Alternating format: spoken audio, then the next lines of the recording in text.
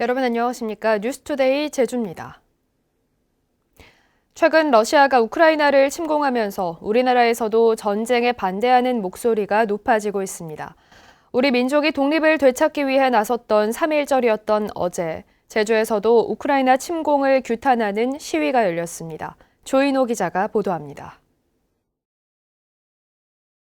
파죽지세로 쳐들어오는 강대국 러시아의 침공에 맞서고 있는 우크라이나. 나라를 지키자며 시민들이 화염병까지 만들고 있지만 핵무기 위협까지 등장하면서 풍전등화 같은 상황입니다. 제주대학교에 다니는 우크라이나 출신 유학생 라첸스카 카테르나 씨는 며칠째 밤잠을 이루지 못하고 있습니다. 고향 집 근처까지 러시아군이 진군하면서 가족들의 안부는 이메일로 겨우 확인하고 있습니다. 인터넷 잘 안 돼요. 자주 연락 못 해요. 그래서 저는 어떻게 연락 기다리고 있어요. 계속 연락 기다리고 있어요. 어머니한테. Слава Україні! Україна 만세! Слава Україні! 우크라이나 만세! Слава Україні! 우크라이나 만세! 제주에서도 우크라이나 출신 유학생 등 외국인들을 중심으로 러시아의 우크라이나 침공을 규탄하는 시위가 열렸습니다. 우크라이나 국기와 전쟁에 반대하는 피켓을 들고 평화적 해결을 위해 제주 도민들이 관심을 가져달라는 호소문을 발표했습니다. 우리의 군대와 국민들을 믿습니다. 하지만 많은 도움이 필요합니다. 전 세계 관심을 갖고 도움 주기를 원했습니다. 가족이나 친구들은 가면서 잠을 잘 수도 없거든요.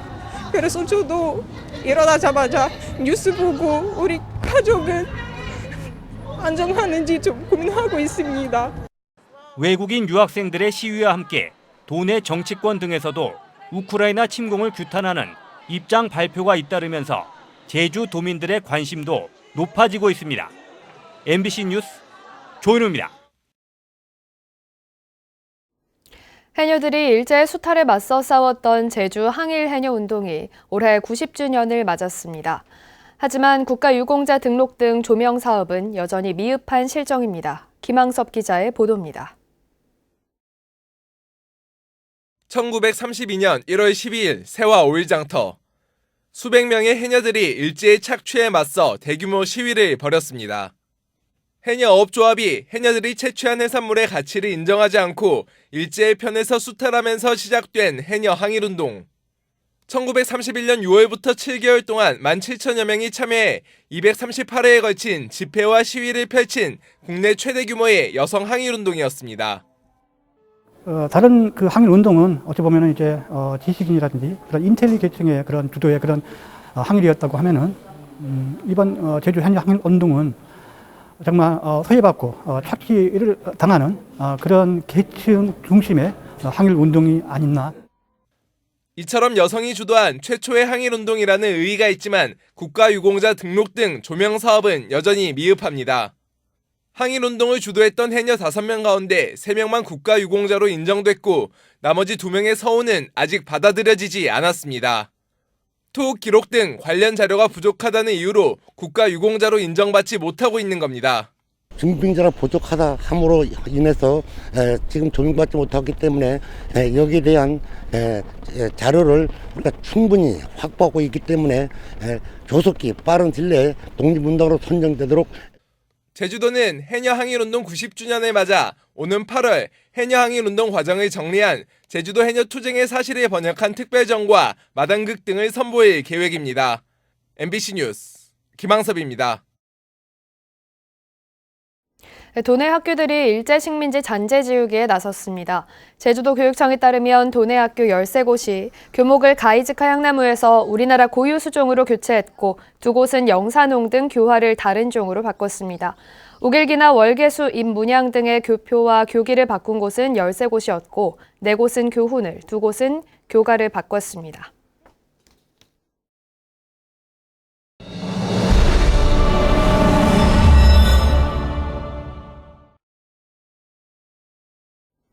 대선 후보들이 내건 제주 지역의 핵심 공약을 비교 분석해보는 시간입니다. 오늘은 두 번째로 정의당 심상정 후보의 친환경 농가 기본소득과 국민의당 안철수 후보의 공산품 무관세 지역 지정 공약을 점검해보았습니다. 권혁태 기자입니다. 친환경 농가에게 월 30만 원의 기본소득을 지급하겠다는 공약을 내놓은 심상정 후보. 친환경 농가 10,000 가구 이상을 확보해 환경과 농업 두 마리 토끼를 잡겠다는 겁니다. 농업은 제주도 면적의 86.5%를 차지하고 있습니다. 농업이 생태 농업으로 전환되어야 제주의 생태계도 살아날 수 있습니다.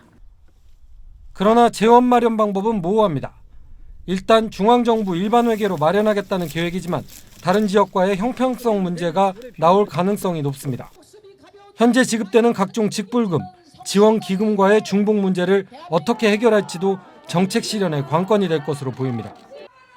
아직 제주를 방문하지 않은 안철수 후보는 제주 지역 공산품 무관세 지역 지정을 공약으로 제시했습니다. 법인세 감면 이런 혜택을 제공해서 법인을 많이 유치할 수 있는데 유치하더라도 뭔가 사업적인 재료가 있어야 사업을 할 수 있는 건데 바로 공산품 무관세를 통해서 안철수 후보의 법인세 차등부과 공약과 연계해 제주를 무관세 지역으로 만들어 기업을 유치하고 물가를 떨어뜨리겠다는 겁니다. 그러나 수도권을 제외한 나머지 지역에 법인세를 차등부과한다는 공약 속에 제주가 비교 우위를 갖기는 어렵다는 분석도 나옵니다. 원자재 수급 등 제조업 여건이 타 지역에 비해 경쟁력이 떨어지는 부분을 어떻게 보완하고 해결할지가 관건이 될 것으로 보입니다. MBC 뉴스 권혁태입니다.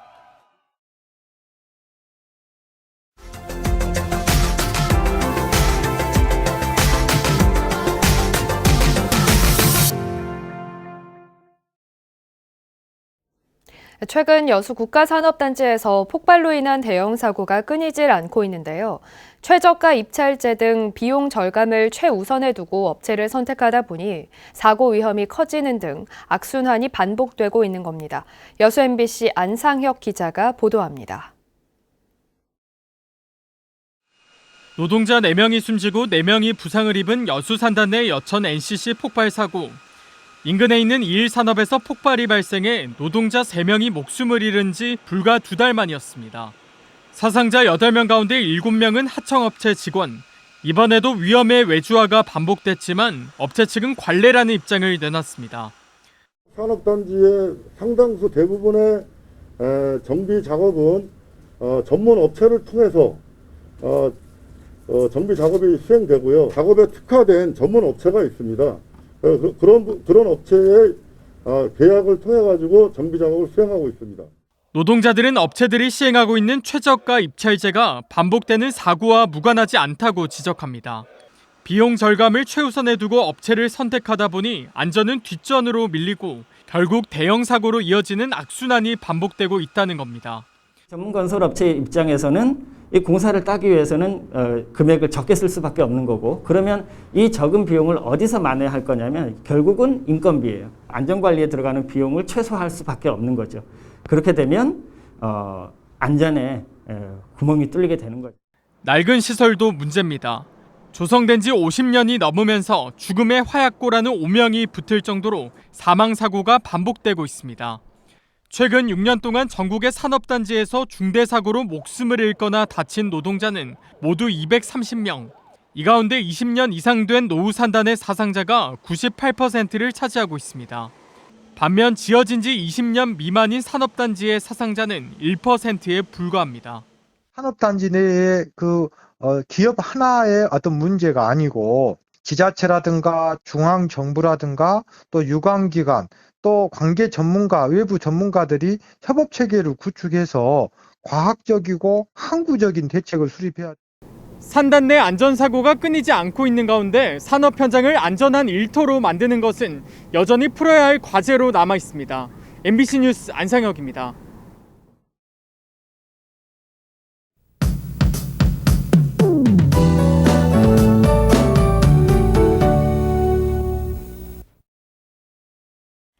3월의 첫 출근길과 등굣길 쌀쌀합니다. 아침 기온이 어제보다 8도가량 떨어지면서 현재 4도 안팎으로 시작하고 있는데요.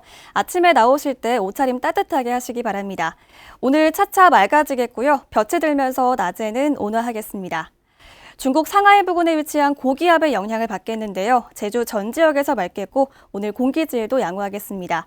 산간도로는 어제 내린 비가 얼면서 미끄러운 곳이 있겠는데요. 안전사고에 유의하시기 바랍니다.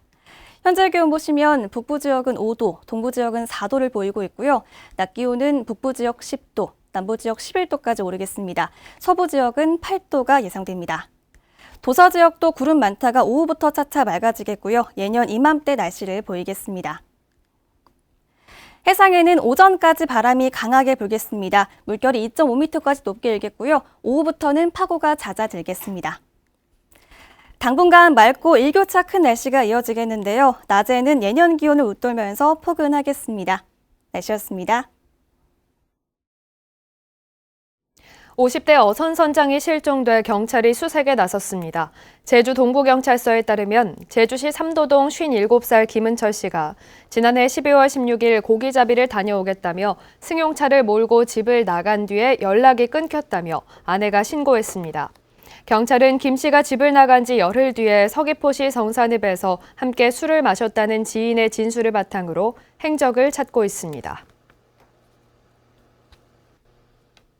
3.1절 징검다리 연휴 기간에 17만 명이 제주를 찾았습니다. 제주도 관광협회에 따르면 지난달 25일부터 그제까지 나흘 동안 14만 4천여 명이 제주를 찾았고 어제도 2만 5천여 명이 들어온 걸로 잠정 집계됐습니다.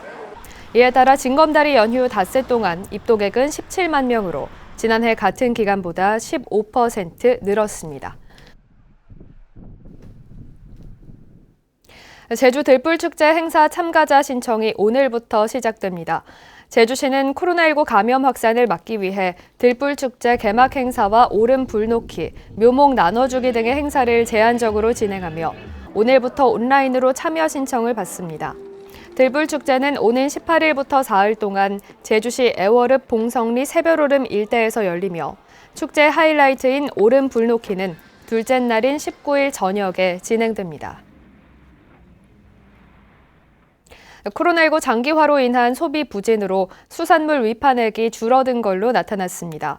제주시에 따르면 지난해 관내 수협의 연근해 어선 위판량은 2만 9천 톤으로 재작년보다 4% 늘었지만 위판액은 2,100억 원으로 15% 줄었습니다. 어종별로는 참조기 위판량은 23% 늘었지만 위판액은 37% 줄었고 갈치 위판량도 3% 늘었지만 위판액은 8% 줄었습니다. 서귀포시는 올해 상습 침수 지역인 법환초등학교 일대 우수관을 지름 450mm에서 800mm로 확장 교체한다고 밝혔습니다. 법환초등학교 일대는 우수관이 좁아 집중호우 때마다 침수 피해가 발생했는데 지난해 태풍 찬투 당시에도 도로 10제곱미터가 파손되고 사유지 2곳이 물에 잠겼습니다. 제주도 자치경찰단은 새학기 전면 등교 수업 시행에 따라 이달 한 달 동안 초등학교 주변 보행 안전을 위한 등하굣길 교통특별 근무에 나섭니다. 자치경찰단은 도심 지역인 한라초, 오라초, 아라초 등 8개 교에서 등교 시간에는 통학로에 교통경찰관이 근무하고 하교 시간에는 어린이 통학버스 법규 위반을 단속합니다. 뉴스를 마치겠습니다. 고맙습니다.